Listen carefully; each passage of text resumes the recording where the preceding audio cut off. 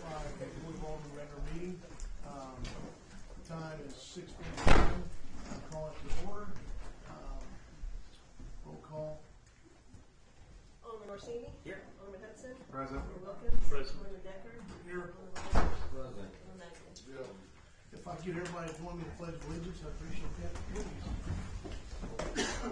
I pledge Allegiance to the flag of the United States of America and to the republic for which it stands, one nation, under God, indivisible, with liberty and justice for all. Thank you all very much.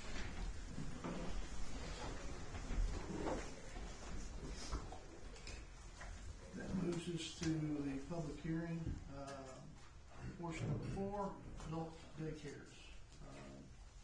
It's open for discussion.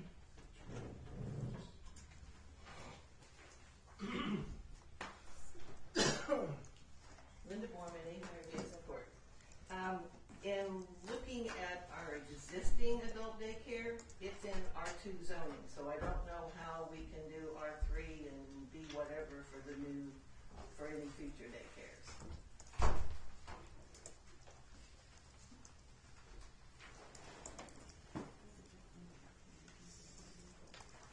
Sorry.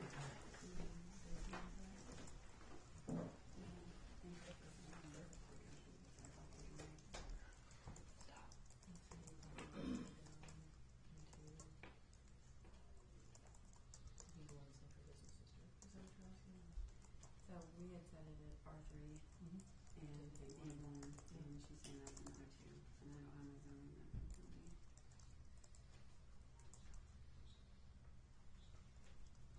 My understanding is we did not have a definition of adult daycare that linked to the adult daycare program. So planning and zoning determined, after hearing previously within planning and zoning conversations and discussions, that R3 and the B1 district were the appropriate districts to allow these sorts of facilities to operate. I don't know if I had any further comment. I'm sorry.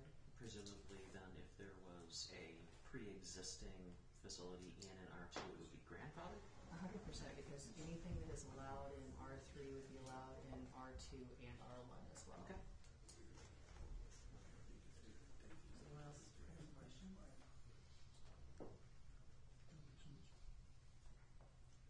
Any other comments about adult daycares?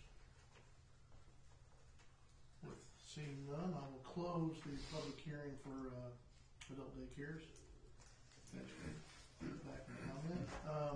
Moves us to 5, public hearing, voluntary annexation, and zoning request.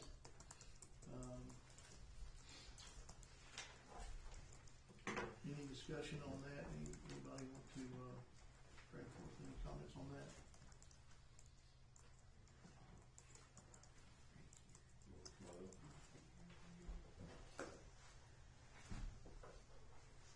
Yeah, so the proposal is to annex, I think it's, is it time for me to speak? Sure, yeah. Okay, yeah. So, your name and Kevin Schweiker, Brush and Associates Land Surveying. Okay, got it. Yeah. So we propose to annex this the last piece of property that's not within the city limits east of Highway 124 that's adjacent to the city. There's also a portion within the proposed annexation request. We requested to come into the city with the B2 zoning, which makes sense for where the property is located, right adjacent to Highway 124. There's a piece of property just to the south of that along Highway 124 that has that same zoning. There's also a buffer left east of the property of a couple of hundred feet to 150 feet at its narrowest, I think. That would still stay residential. That's adjacent to the residential property to the east. So, with that in mind, I just wanted to clarify that too. Everybody understands where this piece of property is. Okay, so that's all I had. Happy to answer any questions you might have about Any questions? We're good. All right. Thank you for your comments. Any other comments from citizens regarding the annexation and zoning request? Seeing none, I will close the public hearing on voluntary annexation and zoning request. That will move us to item 6, appointment. Entertain a motion, I guess is what we need. We can, I mean, yeah, we can, what discussion do you want to have? We had a public hearing and the discussion, is there any discussion about the voluntary annexation? Not as such. I'd like to give an update on, so Ameren had sent in a letter, and that was in your packets, that they do have an easement through that property. There is an existing line, and I believe a transformer through there, so, either they would service that property, or the city would have to purchase the rights to service that area. Also, we heard from Public Water District 10, that is their service area, and they're not able to give us an answer at this time on what they're going to do with it. They are looking at what it would cost for them to service it, or what it would be for us to buy the rights to service that area. The property to the southwest of that's also zone B2, who currently has the service rights for that property, both for electric and water? We do. Okay, so did we purchase the electric rights for that property? I'm going to have to get back to you on that. Okay, The question was because if raised Ameren today. has a transformer in the property that's being, just to be entirely 100% sure what we're talking about, is we're talking about this property right here is the annex, correct? Correct. Right. This property, Is our one. okay. South of there. South of This. there, right where the creek That- crosses yes. there. That creek. Below the creek there. forms South the wall. triangle. So Triangle. This is what's All right. Okay. business. So on the property we're discussing, the Okay. northeast side is still residential. Gotcha. We're only annexing and requesting B2 for the west part of the property. So it's interesting that Ameren has a line running through that doesn't go through that. Interesting. Okay.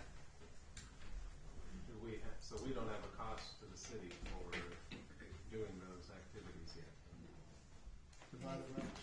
And if you go through buying the rights, we'll have to clear the Public Service Commission as well. There will be a territorial agreement adjustment and a hearing and all the processes that go along with the Public Service Commission, since Ameren is a regulated utility. So that'll be in addition to any purchase of rights. I mean, we cannot purchase the rights until the Public Service Commission approves a territorial agreement change. That will not hold true for the Public Water District, but it does hold true for Ameren.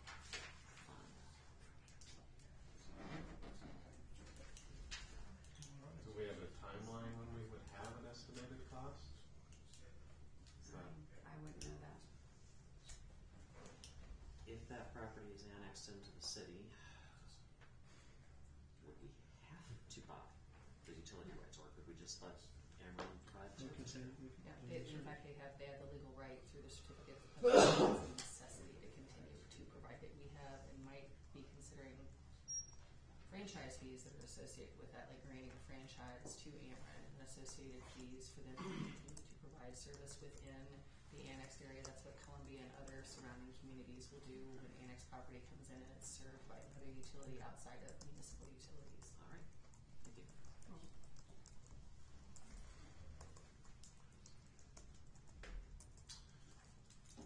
Any other discussion versus the annexation and zoning request? Thank you for your input, clarity on that. If not, then we will move to item 6. I'd entertain a motion to appoint Ashton Dale as full-time police recruit. Citizen training Would you like to remind the board of Ashton's position? program. Yeah, so he's in the academy currently. He'll be there for another roughly month, and then basically we're gonna pay him to be in school, and that's it, and the 5 benefits for that. It's all new to me, so they didn't do that for me old days. So, but yeah, it's a short period of time, and then he'll come on next month and be full time and absorb into the regular schedule. Okay. Well, And then starting in January, we'll have another kid going in to the academy that starts in January. Well, then I would make the motion that we approve the mayor's appointment of Ashton Dale as a full-time police trooper. Second? First and second to appoint Ashton Dale as a full-time police recruit. All in favor? Aye. And Tara, the only other thing that was listed, and that was, I don't know if you talked with him about what you wanted to pay the kid until he comes on full-time. You know, about average is $19.50 until they come on, and then they come up to this regular starting. It's only for 4 weeks anyway, so it's really just a matter of deciding what we want to do. If you and I can do that, or if they have to approve it, I don't know. But it's going to be very brief, very quick.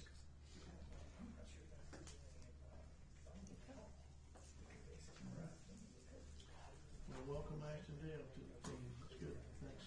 That moves us to item 7. That would be comments from citizens. At this time, I would take comments from citizens. Come up, state your name, your address.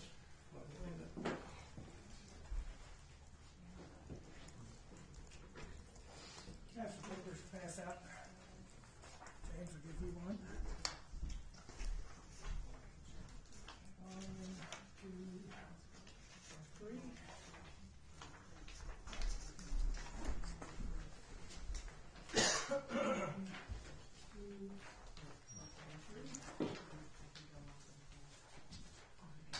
Okay.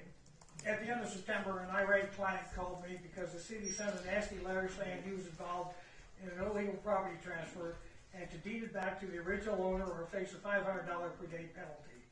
I surveyed the tract and did the lot split last December.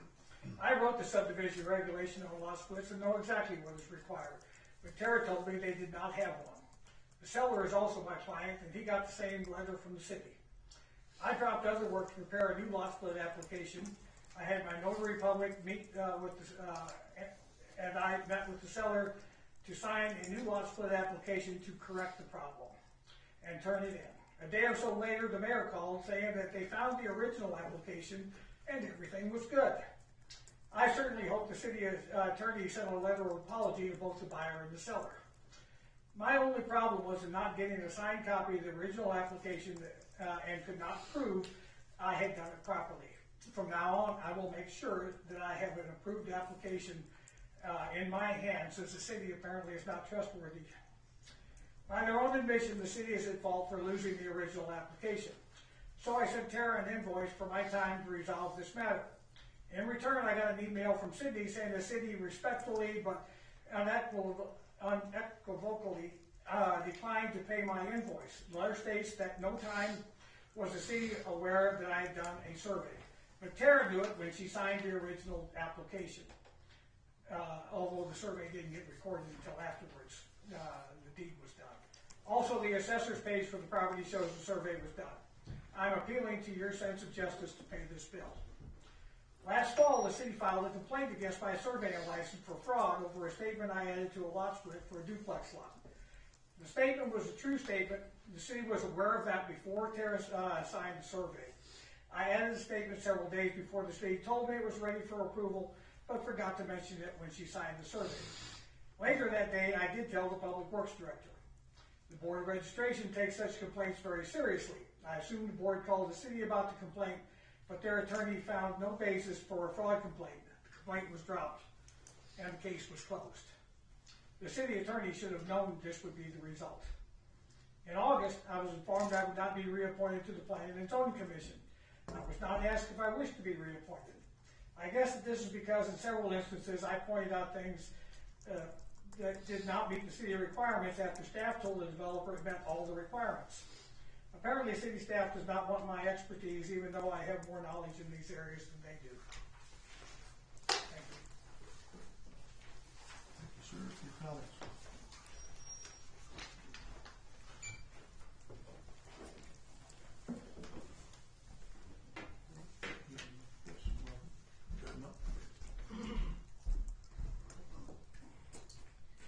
My name's Debbie Barrett. I live here in Centralia on 932 Lockport. I approached Mayor Chris Cox and said I'd like to either talk to, I'm not sure who, the board, whoever my representatives are, whatever, but I would like to find out what it would take to have an ordinance, whether we decide like reevaluated or re-looked at. I have a big concern about, I'm very proud that I live in Centralia, but I would like to hope that Centralia thought more of God's creatures than to allow this crap of dogs being on short little leads, tied up, tethered, 24/7, nobody home, nobody checking on them. I swear to God, if I go by and one of them's hurt or hung or something like that, you guys will probably be bailing me out of jail. I really, really think we need to do better as a city about that. I've lived on farms, I've lived in the city, I have trained my dogs to stay in a yard and know what a yard is. I've lived on a farm and trained a dog to do that. I cannot believe that we're going to let a big ass dog, you know, like this and this tall, have 10 feet, 24/7. I have watched the weather. It has not been taken care of during all the hot days. They have not been taken care of during all the cold days.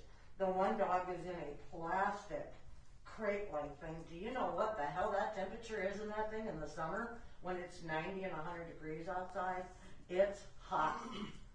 So I don't know who I'm asking or who I'm begging, but I really, really would like, I came to Chris and said, what do? We need to look at something because it's a crime. It really is. It should not be. Don't have a dog then. I have a dog. I take my dog, the days that I work part-time, I take my dog to a damn doggy daycare, spend the money, so my dog's taken care of. She has said that, you know, she can get involved and help with anything, you know, research, whatever, you know, check, I don't know where to go with this. But I know that in my heart of heart, I'm coming to you guys, and if we can't look at it and we can't do something, I'm going to keep going. I've already called, whatever their name is, Unchained Melodies, Yeah, right. and Yeah.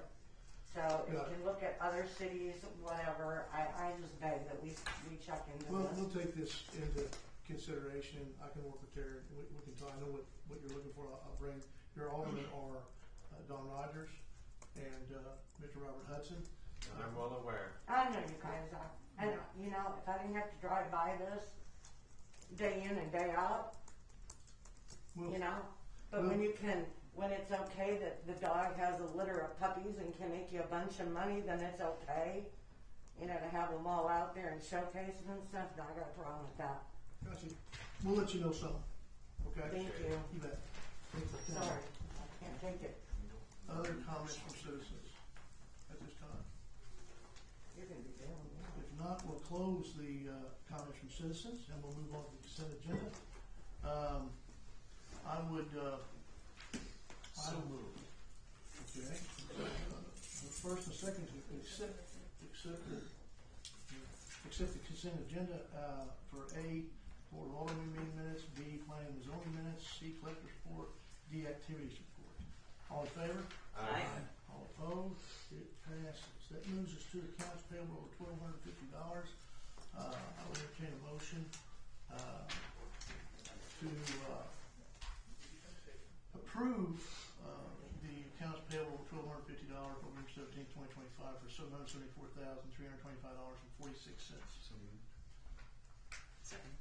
And first and second to pass the accounts payable of $1,250 for a total of $774,325.46. All in favor? Aye. All opposed? Passes. Thank you. That moves us to finance. This is for inter-fund transfers. Motion for approving budgeted fund transfers. It would be $25,000 from the record fund to the cemetery fund, $50,000 from the water fund to the general fund, and $50,000 from the sewer fund to the general fund. And yeah, $200,000 from the electric fund to the general fund as well. Thank you. If I may ask, why the transfer from the electric fund to the cemetery? We've always done that. Okay. I don't have an answer for that actually. The electric for the cemetery.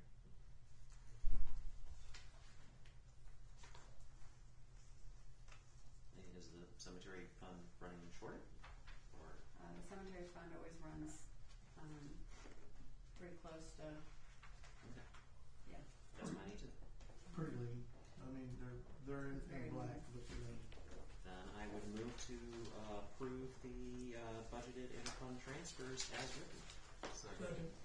First and a second, to approve, motion approved budget interfund transfers. All in favor? Aye. All opposed? It passes.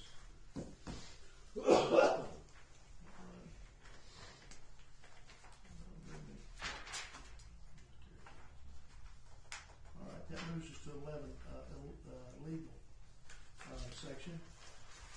A is a bill number 2597. It's an ordinance. Were you fine reading these for us today? Sure. After we get to first and second, so we'll do that. So I'm looking for a motion for bill number 2597, which is this is calling for the 2026 city election. It's what we have to do every year at this time of year. I move that bill number 2597 be given its first reading by title only. Second. Have first and second for bill number 2597 be given its first reading by title only. Please do. An ordinance calling for a general city Read election. those. Oh, sorry. All in favor? Aye. All opposed? Now see. Yeah, an ordinance calling for a general city election to be held on Tuesday, April 7th, 2026, the municipal election day, to elect 3 aldermen for a 2-year term and to elect the mayor for a 3-year term. I move that bill number 2597 be given its second reading by title only. Second. I have a first and second for bill number 2597 be given the second reading by title only. All in favor? Aye. An ordinance calling for a general city election to be held on Tuesday, April 7th, 2026, the municipal election day, to elect 3 aldermen for a 2-year term and to elect the mayor for a 3-year term. I move that bill number 2597 be adopted by roll call vote. Second. I have a first and second that bill number 2597 be adopted by roll call vote. All in favor? Aye. All opposed? Passes. Roll call vote, please, ma'am. Alderman Orsini? Aye. Alderman Benson? 4. Alderman Wilkins? 4. Alderman Deckard? 4. Alderman Rogers? 4. Alderman Magley? Bill number 2597 passes. Orders number, please. 3227. Thank you. That moves us to B, calling for an election to increase general sales tax in 2026. It would be bill number 2598. I'd be entertaining a motion for its first reading by title only. This is the first I'm hearing of this.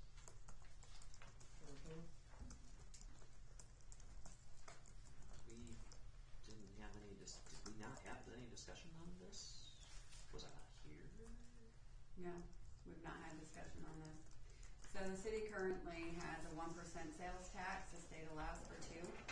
I know we've had difficulty passing a use tax, and our general revenues are declining, and this is one way to increase our revenue, keep essential city functions going.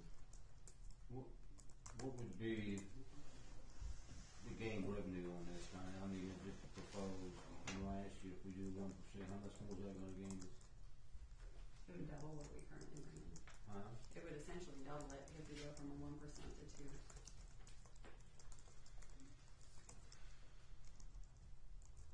So what roughly amount would that be, the increase? Well, that's all I, just, you have to look it up. I think we currently, Marilyn, is it about When's the last time we- $650,000 a year is our sales tax? Does that sound right? Probably yes. I think it's somewhere right around $650,000. That's what we had last Is year, our a year, sales tax. yeah. I think When so. is what? Okay, I have a question. What is the latest that we can pass this bill and put it on the election? So let me take a look at the, can you give me a moment, look at the Secretary of State's website just a second Yes. so that I can verify. I think it's sample ballot to the clerk in January. January the January. I think it's Senate, but she'll see. I believe it's January.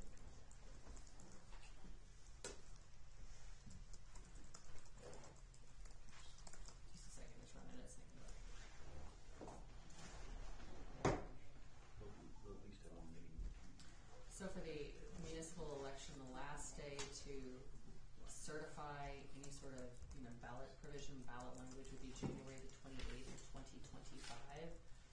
But it says last day for 26. For 26, sorry. Wrong year.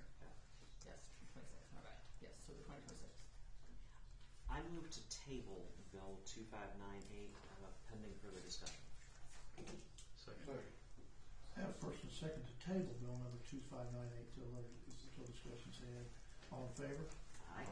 All opposed? Can I ask a quick question from the board? What information would you like the city to gather for you as you, just so that Tara and the staff may have some better idea to get you some information so that you all can have it ready? We would like, well, speaking for myself, the actual amount last year that was raised through the 1 cent tax, I'll probably supply the last 5 years though, so you that can would guys be can see good. which So one. we have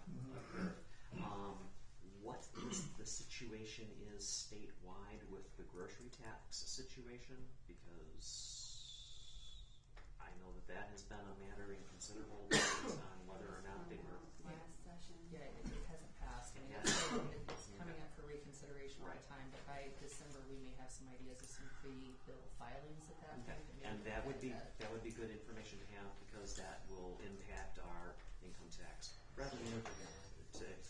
Sales tax revenue, and if that is indeed the case, if it does look like those are going to get refiled, then we're going to have to look seriously at this to try to make up the gap. That's all from my angle. Anybody else?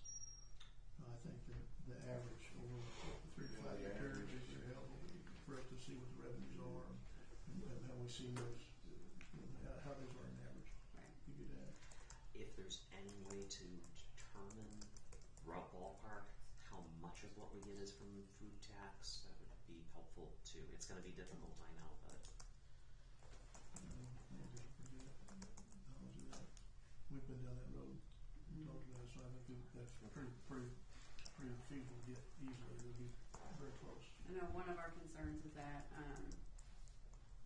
no one is able to quantify what the property tax freeze is going to mean for school districts and municipalities.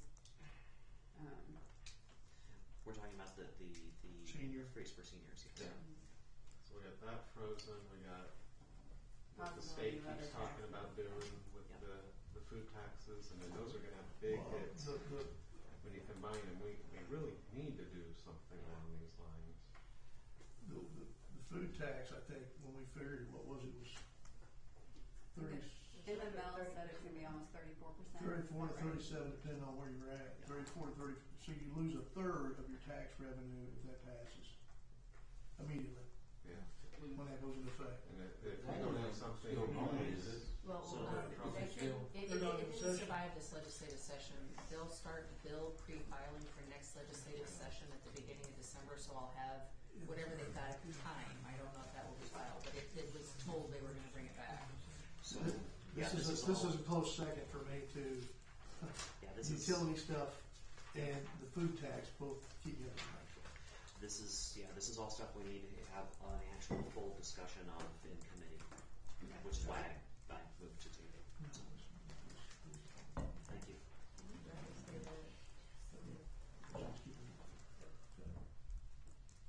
So bill number 2598's been tabled.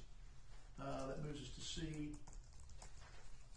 panhandling and solicitation on public property ordinance. Bill number 2599, anything to discuss about that?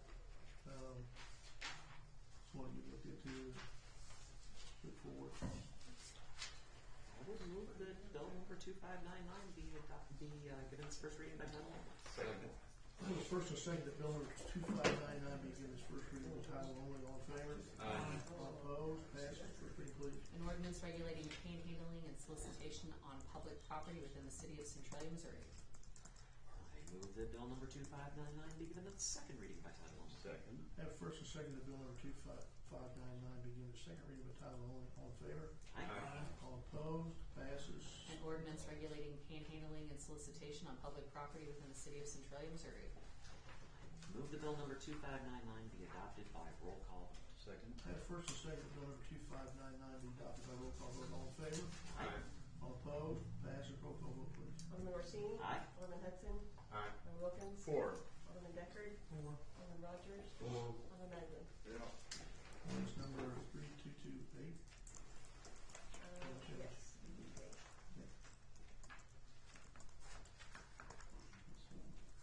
Thank you. That moves us to D. Resolution on officer training, Ashton Dale. This resolution, bill number 2600.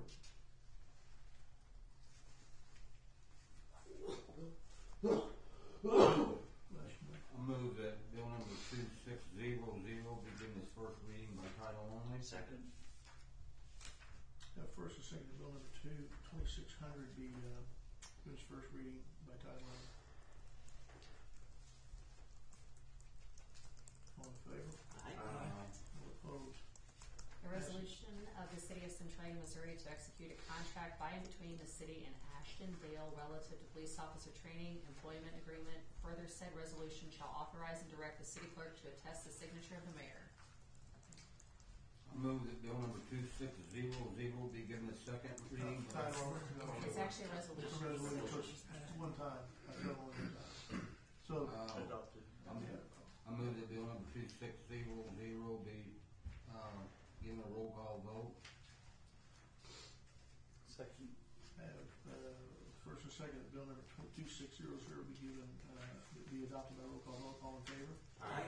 All opposed? Roll call vote, please. Alderman Orsini. Aye. Alderman Hudson. 4. Alderman Wilkins. 4. Alderman Deckard. 4. Alderman Rogers. 4. Alderman Magley. Bill number 2600 passes. Resolution number. R-25-10. Thank you, Marilyn. That moves us to E. A motion to allow the mayor to enter a multi-year contract with Brakes Tree Care for tree removal. That's a motion. So moved. Second.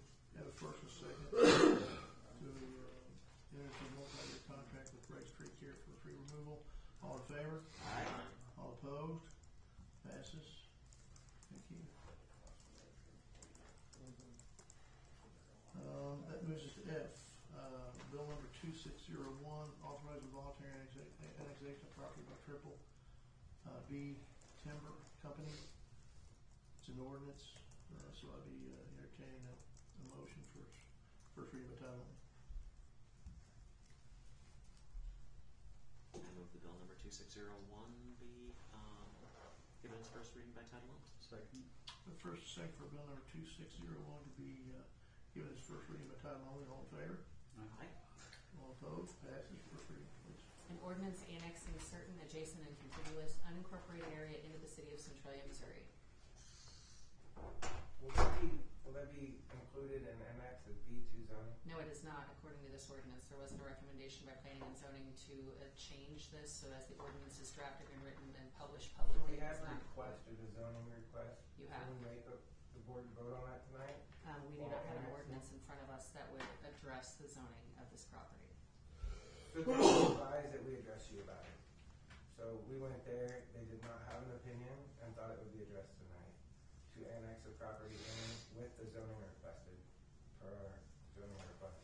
Actually, you'll have a piece of property coming into the city without any zoning at all. It'll come in according to what the county has already zoned it as. So No, it comes in unzoned. It comes in unzoned, It it'll comes be the into- equivalent possibly? No, Yes. it comes in unzoned. All right, I'm not going to argue this. I'm just not going to argue it. No, please don't. Well, yeah, I don't mean to cause an argument. It's not you. I promise you, it's not.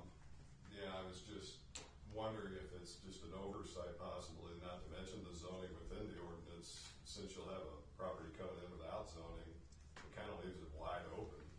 I think you need control. What is Part of that this? control is the zoning. What is the lot zoned under the county? RS, which is equivalent to R1 for the city. It's the closest equivalent. Yep. All right then. So if we change it to B2 because he wants it B2? Well, at this point in time, we can't, the ordinance does not include a zoning aspect, so the ordinance as drafted and was published publicly did not include a zoning designation, so if you would like to add a zoning designation, we would need to basically bring this back forward in December and include a zoning designation, because the ordinance does not include that. Or- and nor does the title. Or we can adopt it as is and then entertain a change to the zoning of the lot. It'd be cleaner if you had it included in the. Oh, I I'll make a agree. motion to table What would this. you- I agree. Well, this, So can we this just was propose the to annexation. go ahead and table this, go ahead and advertise it? I think it benefits the city of Centralia to have it come in zoned rather than unzoned. Would you agree? I didn't actually technically draft this ordinance, and since it did not include a recommendation from zoning, Right. it was not included at the time. And I was at that meeting, they just said it would be addressed tonight. They did say that. So the other option is that you could pass so annexation and zoning are two separate things. And in fact, in statute, there's no requirement that annex land has a zoning designation discussion at the time that the annexation was brought in. So the city of Centralia brings them both together under the processes for voluntary annexation. Two separate actions. You can annex in the property. I mean, I respectfully disagree with some comments. It does come in as RS, whatever the county had it previously Oh, designated I as. agree. But So I think it's up to this board if you want to table it. If you do table it and then bring up zoning next month, not to interrupt, then you wouldn't have to have a separate public hearing. You've already done so here for the zoning designation, and it could be brought in under one ordinance. But it would need to be republished that we're going, well, no, we've already done that, but we didn't have a zoning. I think to me, that's the cleanest way to do it. Yeah, I say we We'll table try, it. table it, bring it in all at once, the way. Yeah. way- And then there way wouldn't have to be like a it should separate public hearing in front of planning and zoning and where you would start the process separately. that's going to I be agree. easier. And the other issue is that since we did not anticipate, gentlemen, what the Board of Aldermen would do in terms of your zoning request, it's difficult to draft an ordinance with that in it, anticipating that they would accept your argument that it should come in. I mean, that's part of the reason the zoning was kept out, and that's also part of the reason that your attorney is going to recommend we change the process in the code to separate it, no offense. So I- Yes. It should be two separate. So I would entertain a motion to table, We had a motion. Table Table it until second, this is clarified. We got second. and, okay, and second by Amanda. Done deal. Okay, so at first and We had second the initial motion, by first Harold. reading title only. Yeah, We had a that's- second motion for a second reading title only, which apparently died for lack of a second. Mhm. That is correct, that's how your minutes would read. And Yes. at this point in New time, motion to table by Deckard, second by, Landon Magnet. do you guys want to have any discussion on this prior to the vote on the tabling as to any questions you might have on the zoning designation for next month, since these gentlemen are both here, since this would be the time to possibly discuss that before you vote on I it. think the landlord need to request what zoning they're asking for. They have in their application, they requested B2. Yes, that's correct. To the- And it just wasn't added into the current ordinance you have, basically because of P and Z's non-vote on the subject. It's two separate ordinances, so Right. there's an And ordinance they- for the annexation, then an ordinance for the And they zoning. didn't vote on the zoning for some reason. So we couldn't draw up the ordinance in preparation for tonight without So- knowing. Why did they not Process. vote on What do we do through the process? Right? So planning and zoning, Landon, to answer your question during the meeting, had requested that the property owners provide more information of what their intended use on the property was. So planning and zoning was wanting to know, what is your intended use? What might be the impact to the utilities based on your intended use? So that was some of the information I believe that was asked for from the property owners in terms of the designation that the city might consider. Do we know if that information's been provided? So basically, I was giving it, the property has 3 entrances. If I make that B2, I'm able to sell off a property as a commercial piece of property, maintaining the east side of the property as residential. So there's a good buffer between. There's 3 entrances. I think there's a lot of potential for the property to have some sort of either, I have no idea, a gas station or whatever it may be. You all were talking about revenue, that would bring revenue in the city and still keeping a buffer on the east side of the property. That will remain lots at some point in time, have some kind of residential. So that is kind of a broad idea, but So the question asked, was that information provided to planning and zoning? it was as much as that. I mean, I tried to answer the questions the best that I could. And it was only the first meeting I went to was last time. I felt like they voted not to vote on it. It was brought to their attention, and we did fill out a request. But this is my only second meeting, so I'm learning that, I guess. So that information was provided then, as to what you heard, and I think you had one person that was against filling stations, so I think that decided just not to vote on it. But whereas we had no idea exactly what our buyer and future developer of the commercial portion of this would want to do at this point. But I think it's appropriate to do B2 highway. It's got plenty of buffer, and it's along the highway. Initially, I thought residential, until I figured out there was going 180 rentals north of McDonald's. They kind of made me reset and step back on the zoning and try to figure out a different thing. With that in mind, the traffic coming back might need another gas station there. So.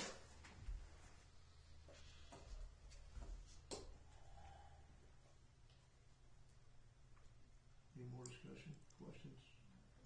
No, it'll be all straightened out for next meeting. I'm gonna need a Maybe. recommendation on zoning in order to draft the ordinance. Plans on it. No, it'll just come here. Yeah, come here. Come here, yeah. So is there anything you would like the developer to provide to Tara ahead of drafting a recommendation for zoning? That's, I guess, the question before you all this evening.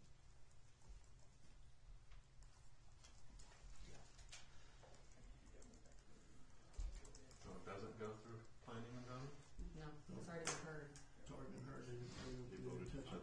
But they chose not to vote on it. Well, they voted the voluntariness in the property, but just not your zoning. Based So upon, basically leaving it the equivalent of the RS was. right, that's what happened. Yeah, until you guys decide to formally change the designation or keep it as is and keep it R1. If the zoning board has not made a recommendation to make it B2, I have a difficult time as an older person. I mean, it's hard to tell them you can't do B2. I mean, if I'd have wanted, I wouldn't know what I want on it yet.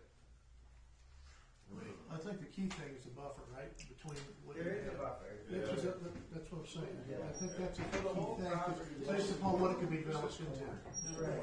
Part of the property is in, part of the We do have a comprehensive plan, and 7 and 8 years ago, they did decide that this was gonna be a business district down here in the corner. And this was also a business district up here directly across from the area that they're annexing in. So It's in the comprehensive plan if you look at it. well, it's R1 technically, but if you look down 124 and 151, it's going business. It's not. If you guys want, if you'd like to look at Yeah, the let's pass it. comprehensive plan. This is the comprehensive plan, you should take a look at that. Because the comprehensive plan should be dictating, that's what we're required for to have. Is everything in the yellow is what you're talking about? Yeah. This Yes, is, that's the next property. They're saying, this is, and their request is just for the B2. Yes. so it'd be right. Yeah, it's all out on the highway 124 side. The stuff that's outside, but it's already in the city limits, will stay what is currently zoned, which is residential, which is about 250 to 150 feet on the portion of property there on the east side. We just need to clarify The the highway ordinance. frontage. So we're just asking for what's not in the city limits to be B2. That's what we requested. I feel that's reasonable. I think we just need to Well, clarify the ordinance. I think, could you put that request in writing to us, please? Sure. And you're filling that out, and the frontages, and just in general, no review. So we have it. Sure. And then, we're not going before planning and zoning again because No, they've you've already had a No. public hearing. They You've voted already not to Their vote. vote was not to, No. yeah, not to have a It'll recommendation. come back to us It'll come back. Okay, next month. all right. Did y'all want to look at that comprehensive plan? So, I don't know. This is the area. I have a first and a second, I have a first and a second on, tabling this until the information comes in for us to vote on, next month. All in favor? Aye. All opposed? Passes, be tabled till next month's meeting. Point of clarification, will that still be two different ordinances? Yeah, it should, it really ought to be two different ordinances. In the past, I know the city has combined the two, but sincerely, it needs to be two separate ordinances. Okay. So bill number 2601 was tabled. That moves us to Amending sections 31-1, 31-2, and 31-24 to the Central Code of allow adult daycare facilities as permitted use in R3 and B1. It's bill number 2602, entertaining first reading by title only. I'm just gonna follow you out for a second. I'll be right back.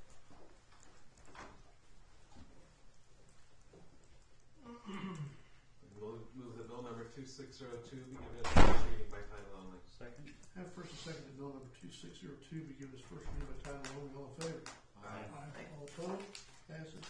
An First reading. ordinance to amend sections 31-1, 31-2, and 31-24 of the City of Centralia Code to allow adult daycare facilities as a permitted use in R3 and B1 zoning districts and to establish an effective date herein. I move that bill number 2602 be given its second reading by title only. Second.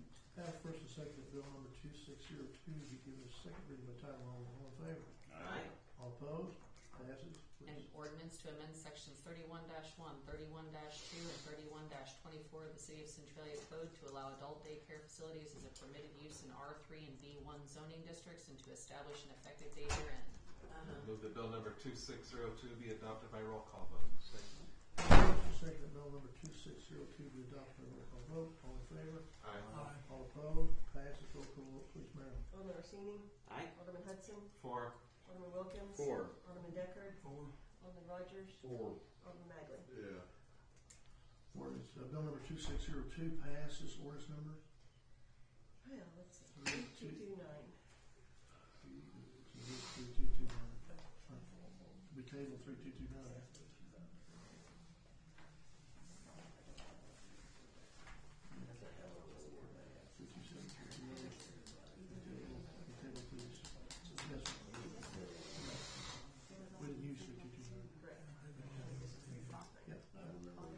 Okay. That moves us to old business. Do we have any old business? Hearing none, we'll go to new business. New business. And then that moves us to 12. Mayor appointments. Appoint Todd Alden and Jim Lee for 5-year term on the Board of Commissioners Enhanced Enterprise Zone. So moved. Second. I have first and second to appoint Todd Alden and Jim Lee for 5-year term on the Board of Commissioners Enhanced Enterprise Zone. All in favor? Aye. All opposed? Passes. That's all for the mayor. It's city administrators. This month was a busy one. I had the opportunity to travel to Tampa for the International City Managers Conference. It was quite an experience. There were 5,280 some attendees in one place. I met a lot of people. I think the furthest I met was from Denmark, and figured out that a lot of us have the same issues, which includes chickens. So I could not believe that. That was interesting, but I learned a lot of really neat things, and got to network with some really cool people, and I really appreciated the opportunity to go. I did secure 2 scholarships to attend that, so the city didn't have to pay much for me to attend at all. So it was a really good opportunity. And then there was all the other stuff, everyday stuff. It was not as cool. Did you say 5,280 attendees? Yeah. So 1 per foot for a mile. Okay. So what would you say were the couple of common things that everybody's got on their plate, if there was such things? Data centers. In America, data centers. Chickens. Like I said, it was discussed fairly well. Public comment. The changing atmosphere of public comment during meetings. There's actually an entire session.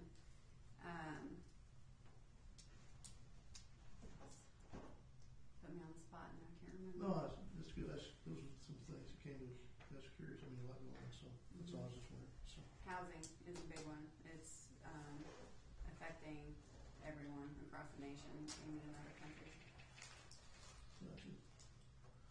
All right. Anything for our city administrator?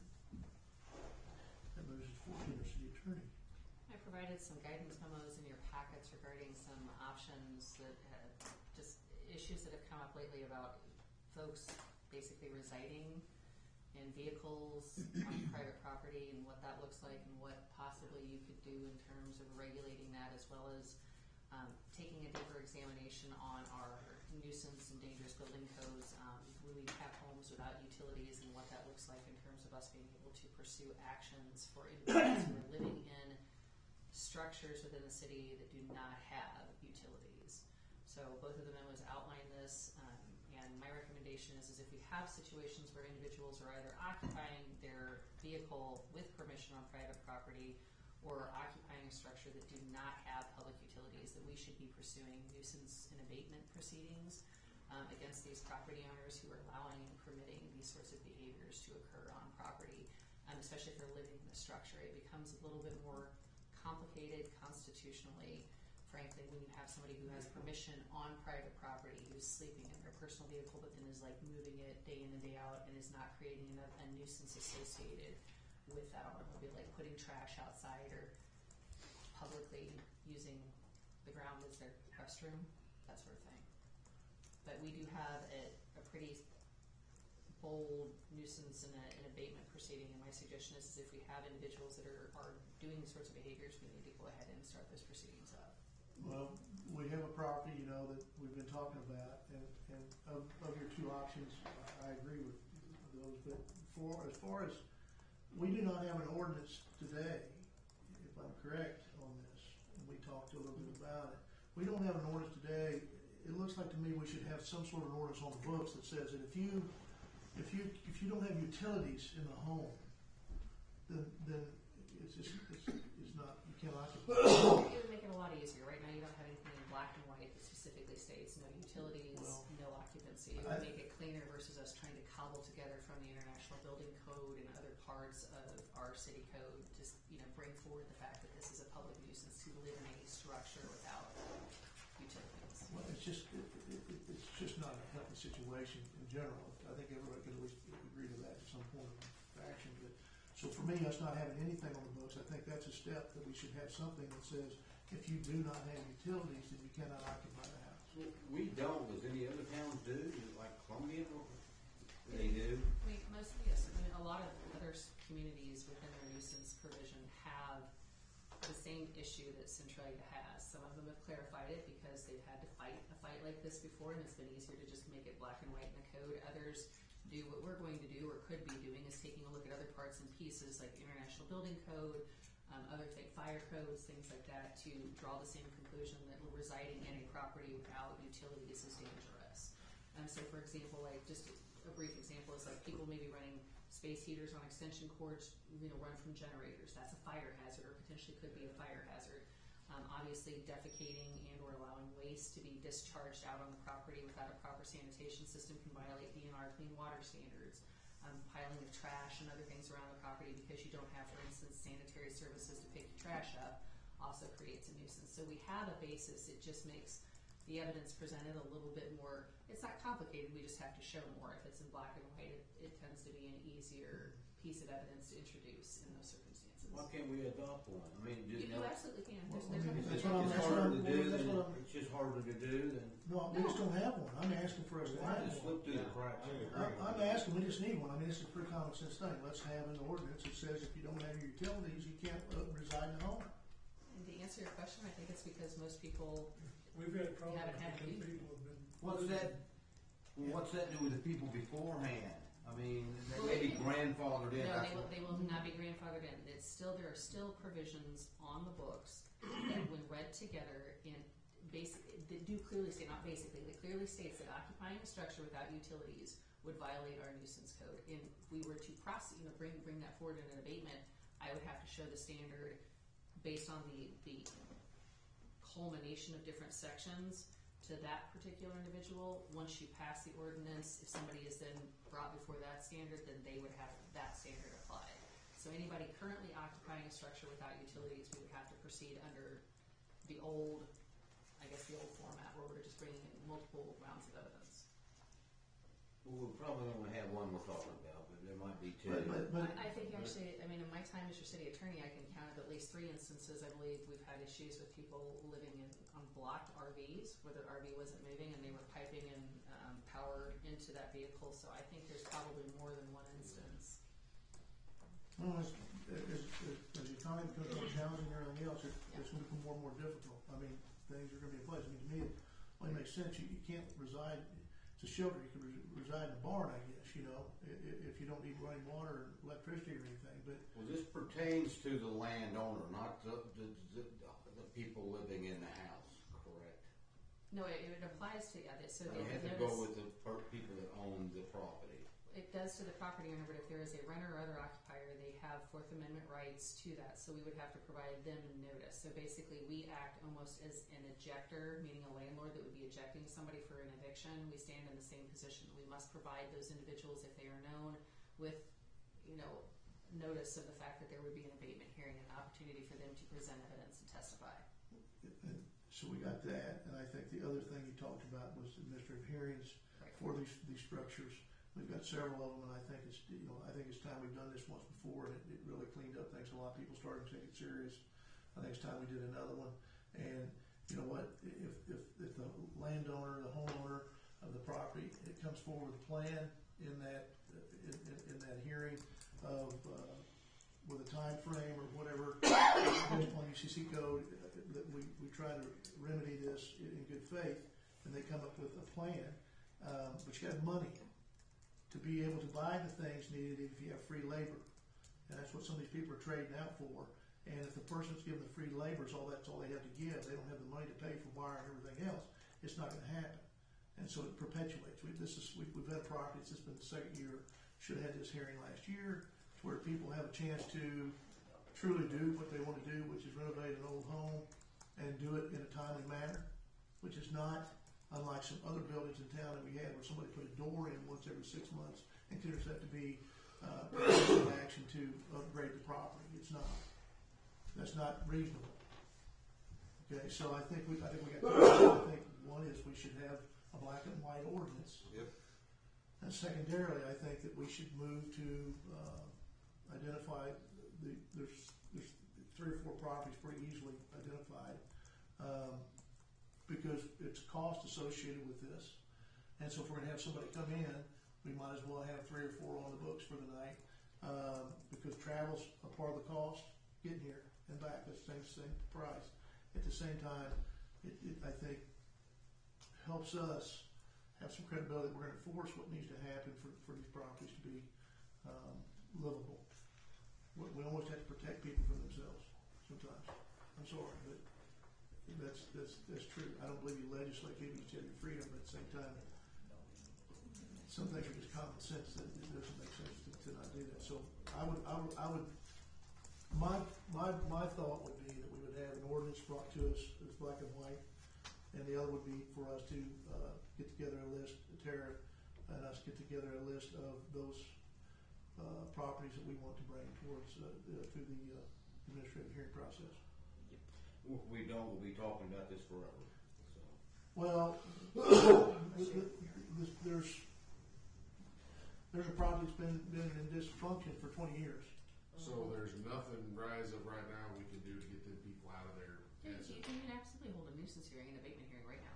And if I want to make sure, yes, we could do that if we have to give the notice required under our ordinance to serve it on them and to serve it on the property owner. We have to, as the mayor pointed out, we have to get a hearing officer and dates set in a court reporter here. But we have something in place right now that we could utilize. I mean, what are we looking like next month? Well, you got to give time. You got to give notice of the hearing. It's about a 45 days. It's the fastest you can probably do it, I believe. How long? 45, because you got to give notice. So 1st of January. Yeah. Wouldn't it be cleaner to do it the other way? I mean, just so you know, like in this circumstance here, for the properties that we might notify, I'm going to proceed under the old code. I mean, I'm going to show a multitude of evidence because, again, you guys probably will not pass an ordinance for the black and white utilities until December. So it would be, I mean, I'm going to show extra evidence for any property in the circumstance that rises to this Do level. they have a building permit? There was a building permit applied for, but they only need a building permit for the electric, and that's not being worked on yet. What about the front porch that we told them it was a dangerous structure, they built it back? They don't have to have that You don't have inspected? to have a building permit for a porch awning. If the footprint doesn't change, right, for that, Okay. but if the footprint changes, you have to have one. I mean, that's what that is on that, but yeah, we've looked this over all different ways, and the car thing was an issue in the beginning, a vehicle, living in a vehicle, especially when you use that vehicle for, making your living and traveling to and from work in other areas, and it's up to code and legal, and the property owner, those are the first things I checked into, the property owner had actually given them permission to be on property, encouraged them to be on property, so. Well, they did the last one too. Yeah, I know. So point being, this is where we've got to go to get this fixed. To where we have some. Sounds like we know what we want now. Okay. So. So do you want Tara then to get together some dates, because you guys would we would need to have a quorum of the board present in order for the administrative hearings to be conducted. And Yeah. Yep. we will need Get to, us a couple of dates, and we can all. we're gonna have to locate a hearing officer, which we would probably recommend you utilize the firm that does your prosecutorial services, so we have somebody there that can act as a hearing officer. And I would recommend that, Tara, we can talk about it. There's 3 or 4 we should list. If we're gonna have all of these resources I have 4 or mobilized. 5 on the list. Yeah. But I was gonna have a structural engineer come in. For all Okay. What we need to do on that, I mean, I think that's what I think. I mean, it's gonna cost some money, but at the same time, you know, we gotta do something about it. So if you have a structural engineer coming in, that depending on what the cost is, Tara, would they also need to pass anything to include the cost of that? I'm just trying to get timing wise, that's why I'm asking the question, is timing wise? According to purchasing policy, I'm allowed to authorize contracts with $20,000. And I don't believe a structural engineer would be over that for the amount of properties that we have. So to address some of the concerns on timelines, it may be to a degree on some of the structural engineering reports and how quickly your engineering reports can get back. So I think realistically, February, I'm just trying to be very candid here, February may be the soonest that you guys can get on with this. Okay. Well, you gotta start somewhere, so we gotta get on this, I think, and so we're gonna do it. If we can do it sooner than that, we will, correct? I mean, let's press for January. Worst case scenario, February, but let's try to get to January if we can, this time of year. I can go ahead and get the letter sent out to the property owners and let them know that this is. I'll check with you on when we'll look at this, so we absolutely will do it. Right. I'd like to see a list. Okay. Yeah, she can probably give it to you before we leave that, I guess. So, that's what the plan is, and we'll move forward with those 2 action items, okay? Okay. Anything else? Our city attorney. Moves us to our city clerk. I just wanted to send out a quick reminder. We have an election April the 7th. Filing dates for mayor for a 3-year term and aldermen for 2-year terms.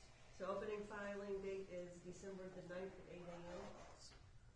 And filing closes December 30th at 5 p.m. Is this year? It's much taking time, isn't it? December But the those 9th, 3 over 8 there, a.m. they don't have to decide anything, they're in like vacation time. All I was relieved earlier today in the meetings when I realized I've got a book that I've had for 1 3/4 and I can take it back. There's no problem.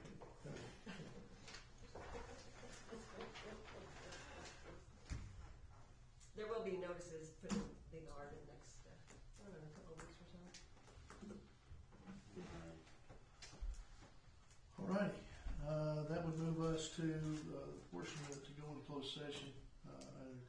And motion read this to closed session. I would make a motion that we enter closed session, and during the meeting, the Board of Aldermen, just during the night, right? What's? Yeah. Oh, okay. During the meeting, the Board of Aldermen may elect to go in closed session and hold closed vote, and the purpose of such closed session and closed vote shall be, 1, as provided under section 610.021, parenthesis 1, of the revised statutes of Missouri for legal actions, cause of action, and litigation involving a public governmental body and any confidential or privileged communications between a public governmental body or its representatives and its attorneys. 2, as provided for under section 610.021,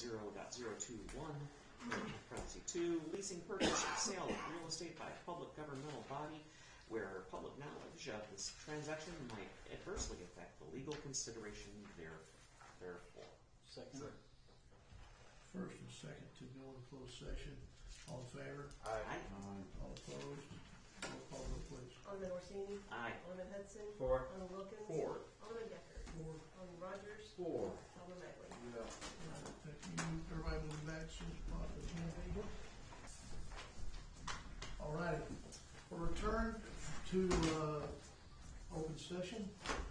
We, in closed session, we did have one motion and one vote regarding real estate, and until the contracts are finished,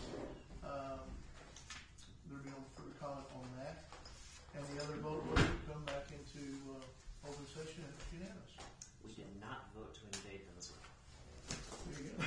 So, that moves us to I move to adjourn. Second. first and second adjourn. All in favor? Aye. All opposed?